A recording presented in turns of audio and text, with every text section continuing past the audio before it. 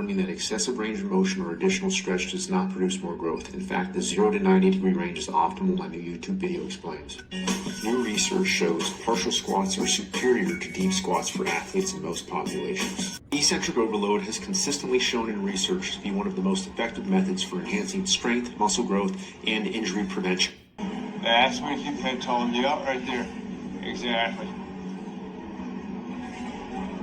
Okay, so that was a few selected clips from Dr. Joel Seedman. I think you guys would not be surprised to find that I can't support his partial range of motion or his 90-degree method. Obviously, we just finished that systematic review on exercise range of motion and strength and hypertrophy outcomes, and the research leans in favor of fuller range of motion or a mix of full and partial range of motion exercise for both strength, which tends to be range of motion specific, as well as kind of leaning that way towards hypertrophy too, where fuller range or a mix of partial and full range of motion gets us more gains, right?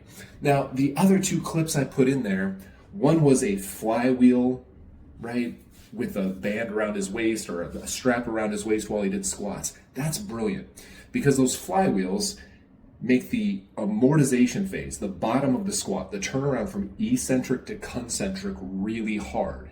It just so happens that overcoming the amortization phase is pivotal to power performance. For a strength exercise, for a power athlete, that clip is brilliant.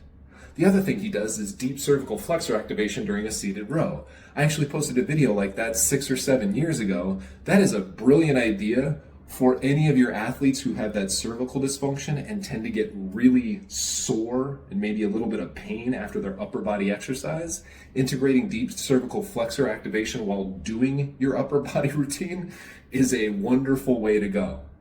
Now here's the part of the video that I think a lot of people might be a little surprised about. I think Dr. Joel Seedman gets trolled way too much, and it bothers me. This is one of the most innovative guys in our industry. I continuously get new ideas from his page. Do I think some of his exercises are a little over the top? Sure. But he pushes boundaries, and it's that pushing of the boundaries that leads to the innovative ideas. These trolls that just trash him all the time, what have they offered the industry?